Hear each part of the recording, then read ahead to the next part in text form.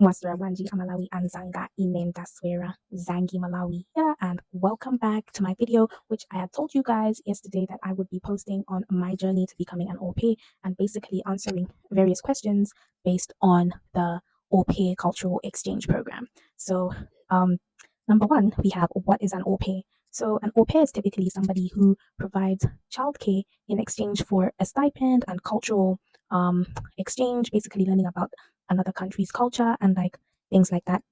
They're given a room as well, their own bathroom, and yeah, depending on the agency you use, some agencies even provide the ticket for you to come here, and all you have to do is pay the agency fee and the visa fee, while everything else is covered: your room, board, even the costs that are associated with the training if your agency has a training before you go to your various host families. So what agency did I use? I used Au Pair in America, and that was around last year in October/November. And at the time, they were still recruiting from Malawi and Nigeria. But unfortunately, I understand that they are no longer recruiting from Malawi and Nigeria as of this year. All other countries are still allowed to apply through Au Pair in America, but not Malawi and Nigeria. And I think you can find out more information on this. Disclaimer: I'm not an agent, so you can find out more information about Malawi and Nigeria and the different reasons as to why agencies are no longer recruiting from our countries. But yeah, that's the information I had recently gotten, unfortunately. But I don't know if it applies to every agency, but yeah, it seemed that way the way it was explained to me. But you can still au pair in other countries other than the United States, and that's like Dubai, Germany, Australia, England, provided you find the right agency.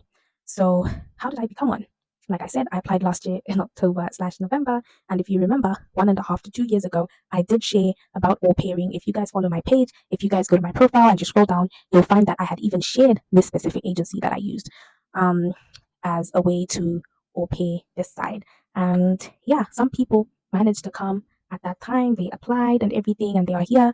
And yeah, I decided to become one because I needed some um, experience with American childcare, provided that I do still want to work in childcare. And my previous degree is in social science.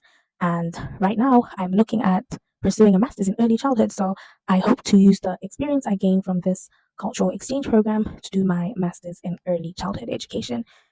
Um, yeah, so to become an au pair, you typically have to have some childcare experience. I was actually a teacher before, so that's the experience I used when applying to the program. And yeah, I taught for like 6 months at an international school in Malawi. So yeah, that's pretty much the experience that I used. And on top of that, I would say that you also need to be between the ages of 18 to 26 if you're going to au pair in America. But in some European countries, the limit is 30. So 18 to the age of 30, you can au pair. Anybody beyond the age of 30 cannot be an au pair. Also, to be an au pair, you cannot have kids. I don't know if the rule is general in every country, but this side, you cannot have kids. So no kids, and have some childcare experience and be between the ages of 18 to 26 in America or 18 to 30 in European countries. So yeah, basically, that's most of the questions answered. What agencies are they? There's Great Au Pair. Great Au Pair actually covers countries, I think, like New Zealand, Canada, um what else? Australia. I think, I don't know if I mentioned that one already.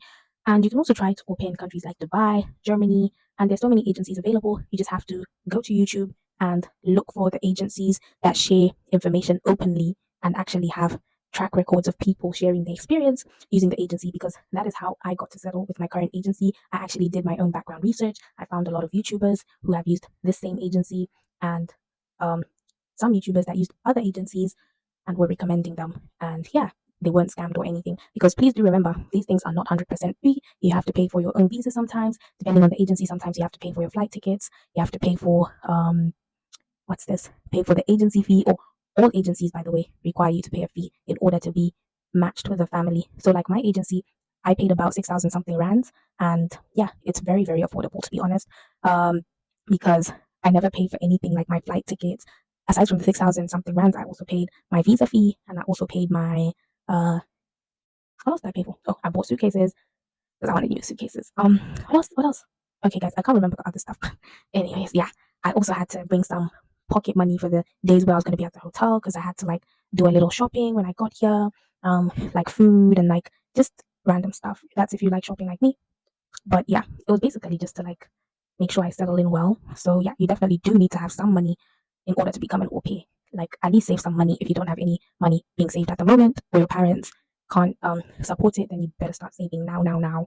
Uh yeah, I think I've covered the other stuff like what agencies, which countries, and what can one do. So yeah, that's pretty much some detail as to how I became an OP and how you can become an OP. So yeah, all the best, guys, and I will still be updating you guys about my journey. And if you have any questions that I haven't answered, please drop them in the comment section. And I'll see you later. Bye.